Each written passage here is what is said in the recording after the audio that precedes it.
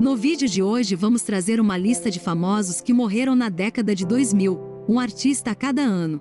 Então seja bem-vindo ao canal Listas da Fama. Se você gosta desse tipo de conteúdo, considere se inscrever em nosso canal. Aqui sai pelo menos 3 vídeos toda semana. E caso você goste do vídeo, não esqueça de deixar seu like, para ajudar o vídeo a chegar em mais pessoas. Sem mais enrolações, vamos ao vídeo.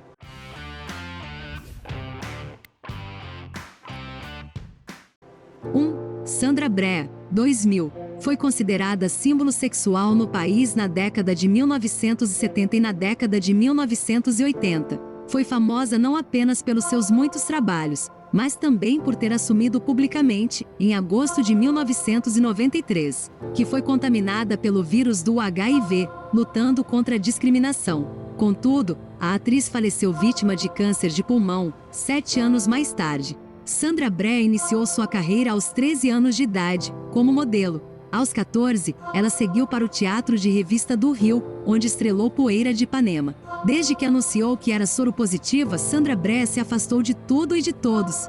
Em dezembro de 1999, seus médicos detectaram um tumor maligno no pulmão em estágio avançado e lhe deram 6 meses de vida. No mês seguinte, foi internada e submetida a uma biópsia. A proposta foi de um tratamento à base de quimioterapia e radioterapia. Sandra recusou. No final de abril de 2000, já praticamente sem voz, com muitas dores, insuficiência respiratória e febre, a atriz concordou em receber um oncologista. Em 2 de maio de 2000, ela foi levada ao hospital para fazer uma tomografia computadorizada, mas não soube o resultado, pois morreu 2 dias depois em sua casa, em Jacarepaguá. Ela tinha 47 anos quando nos deixou. Foi sepultada no cemitério São João Batista, em Botafogo. De 1972 até 1975, Sandra Brea foi casada com Eduardo Spínola Neto, de quem se divorciou.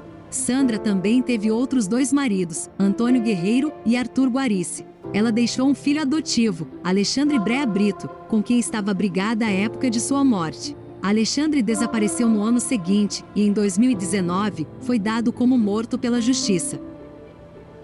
2. Jorge Amado, 2001. Jorge Leal Amado de Faria foi um dos mais famosos escritores brasileiros de todos os tempos. Jorge Amado é o autor mais adaptado do cinema, do teatro e da televisão. Verdadeiros sucessos como Dona Flor e seus 2 maridos, Tenda dos Milagres, Tieta do Agreste, Gabriela, Cravo e Canela e Teresa Batista Cansada de Guerra, foram criações suas. Sua obra literária teve 49 livros ao todo. Também já foi tema de escolas de samba por todo o país. Seus livros foram traduzidos em 80 países, em 49 idiomas, bem como em braille e em fitas gravadas para cegos. Mesmo dizendo-se materialista, Amado era um praticante da Umbanda e do Candomblé. Jorge Amado possuía ascendência portuguesa, judaica, indígena e africana. Foi casado com a também escritora Zélia Gattai. Com ela teve 2 filhos, João Jorge e Paloma Jorge. Teve ainda outra filha, Eulália Dalila Amado, nascida em 1935, que morre precocemente quando tinha apenas 14 anos. Em 1949, fruto de um casamento anterior com Matilde Garcia Rosa, morreu em 6 de agosto de 2001, devido a uma parada cardiorrespiratória. Em junho do mesmo ano, já havia sido internado por causa de uma crise de hiperglicemia. O corpo de Jorge Amado foi cremado e suas cinzas enterradas em sua casa no bairro do Rio Vermelho, em Salvador. As cinzas de Zélia também estão depositadas no mesmo local, quando morreu em 2008. Hoje funciona no local a Casa do Rio Vermelho, expondo lembranças da vida do casal de escritores.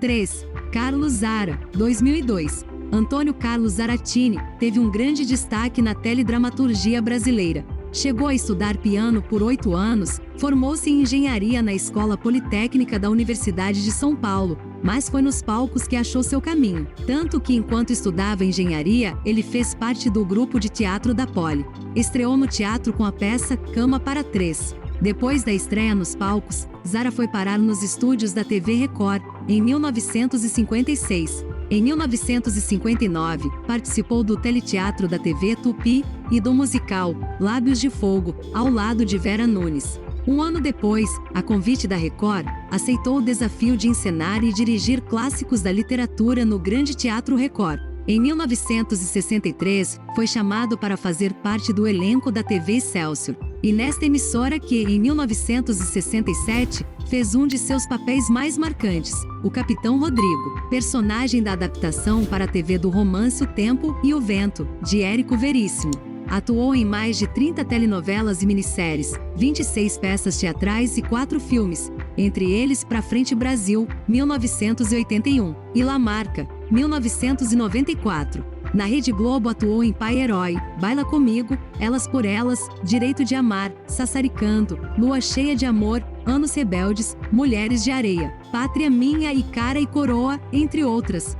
Seu último trabalho na TV foi ao lado de sua mulher, e também a atriz Eva Vilma, com quem foi casado por 23 anos, no seriado Mulher. Os dois se conheceram nos bastidores da TV Tupi, na década de 1970, quando fizeram juntos a novela Mulheres de Areia. Morreu aos 72 anos de idade, em decorrência de falência múltipla de órgãos e insuficiência respiratória provocadas por um câncer de esôfago. Ele estava sob os cuidados dos médicos Drauzio Varela e Wagner Ibrahim Pereira.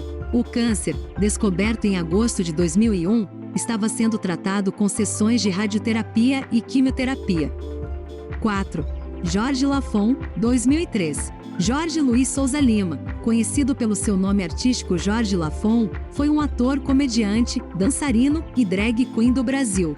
Acabou por entrar no corpo de bailarinos do Fantástico em 1974 e depois trabalhou no programa Viva o Gordo, de Jô Soares. Em 1987, fez o papel de Bob Bacal na novela Sassaricando, na Rede Globo. Em 1990, foi convidado por Renato Aragão para participar de Os Trapalhões, já sem o humorista Zacarias. Lá, interpretou o Soldado Divino, primo de Mussum, no quartel comandado por Sargento Pincel. Mas sua carreira foi consolidada como Vera Verão, do humorístico A Praça é Nossa, do SBT, onde permaneceu por 10 anos. Participou também de outros filmes e novelas. Além disso, Lafon saía como destaque em carros alegóricos de escolas de samba do Rio de Janeiro e de São Paulo. Trabalhou também no programa Domingo Legal, onde fez sucesso com suas entrevistas cômicas no Piscinão de Ramos. Hipertenso e já com problemas cardíacos, Lafon, aos 50 anos, em 28 de dezembro de 2002, foi vítima de parada cardiorrespiratória e acabou internado. Sofreu complicações renais e chegou a fazer diálise. Sua morte veio com um infarto fulminante posterior à falência de múltiplos órgãos no dia 11 de janeiro de 2003, a 1h40 da manhã. Encontra-se sepultado no cemitério do Irajá, na zona norte do Rio. 5. Fernando Almeida, 2004. Fernando Almeida Soares foi um ator brasileiro. De família pobre, Fernando iniciou sua carreira como ator em 1980, aos 6 anos, na telenovela Olhai os Lírios do Campo. Em 1984 teve destaque Vivendo Gibi, na telenovela global Livre para Voar. Conseguiu trabalhos em outras tramas da emissora, prosseguindo com a carreira artística. Participou de telenovelas como Vale Tudo, 1988, e Lua Cheia de Amor, 1991, em papéis de certo destaque, bem como minisséries como Sex Appeal, 1993. Fernando Almeida teve sua vida tirada brutalmente aos 29 anos de idade, num ponto de ônibus no bairro carioca de Realengo, na madrugada de 4 de abril de 2004, após um desentendimento na saída de um baile funk. Seu último trabalho na televisão foi na telenovela Padroeira, em 2001. Ele foi casado e tinha um filho com a atriz Antônia Fontinelli. 6. Bezerra da Silva, 2005. José Bezerra da Silva foi um dos mais consagrados sambistas do Brasil. Através do samba, cantou os problemas sociais das favelas e da população marginalizada, atuando entre marginalidade e indústria musical. Estudou violão clássico por 8 anos, passou outros 8 anos tocando na orquestra da Rede Globo, sendo um dos poucos partideiros que lia partituras. Gravou seu primeiro compacto em 1969 e o primeiro disco em 1975, de um total de 28 álbuns lançados em toda a carreira que, somados, venderam mais de 3 milhões de cópias. Ganhou 11 discos de ouro, 3 de platina e 1 de platina duplo. Foi casado com Regina de Oliveira, que também foi sua empresária e uma de suas compositoras, sob o pseudônimo de Regina do Bezerra. Um de seus filhos, Italo Bezerra da Silva, também seguiu a carreira de músico. Em 2001 tornou-se evangélico neopentecostal da Igreja Universal do Reino de Deus. Antes disso, Bezerra foi ligado à Umbanda. Em 2005, perto da morte, participou de composições com Planet Hemp, o Rapa e outros nomes de prestígio da música popular brasileira. Um mês depois, o sambista passou mal. Foi levado ao hospital, onde foi internado com problemas pulmonares e faleceu em 17 de janeiro de 2005, aos 77 anos. Ainda naquele ano, teve lançado póstumamente seu disco evangélico Caminho de Luz.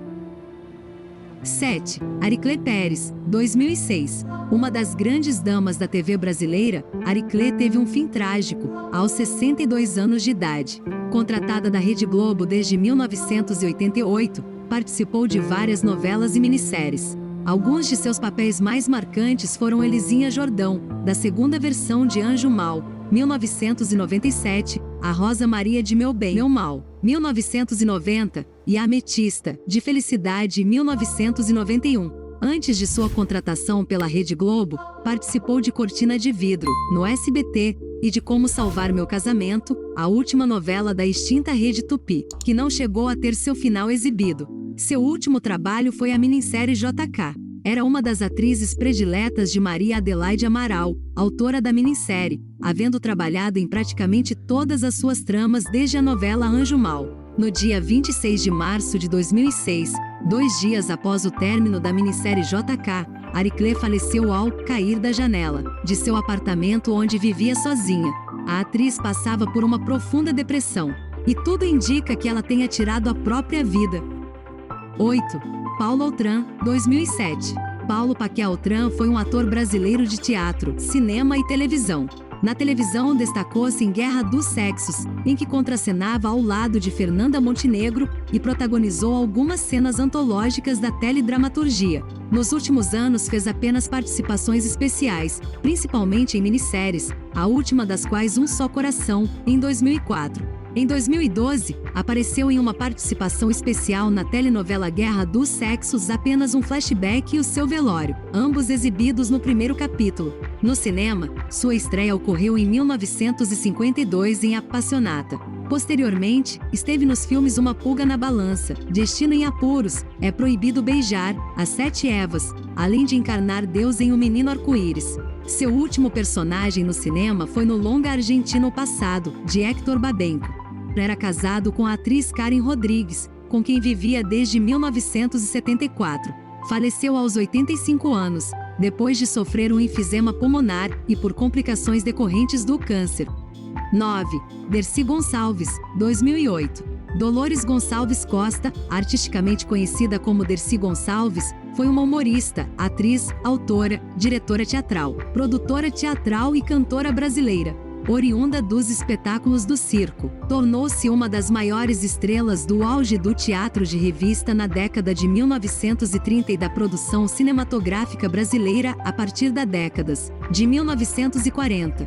Foi reconhecida pelo Guinness Book como a atriz com maior tempo de carreira na história mundial, totalizando 86 anos. Celebrada por suas entrevistas irreverentes, bom humor e por falar constantes palavrões, foi uma das maiores expoentes do teatro de improviso no Brasil. Dercy Gonçalves morreu no dia 19 de julho de 2008, aos 101 anos de idade. A causa da morte teria sido uma complicação decorrente de uma pneumonia que evoluiu para uma sepse pulmonar e insuficiência respiratória. O estado do Rio de Janeiro decretou luto oficial de 3 dias em memória à atriz. Encontra-se sepultada em sua terra natal em Santa Maria Madalena. 10. Clodovil Hernandes, 2009. Foi um estilista, ator, apresentador de televisão e político do Brasil. Natural do interior de São Paulo, Clodovil começou sua carreira como costureiro no final da década de 1950, consagrando-se a nível nacional na década de 1970. Em sua vida particular, Clodovil era assumidamente homossexual e teve uma formação cristã e posições conservadoras, o que atraiu críticas por parte de movimentos da causa LGBT por ter sido contra o casamento gay, embora fosse a favor da união civil de pessoas do mesmo sexo, e contra a parada gay, por associá-la com prostituição e uso de drogas.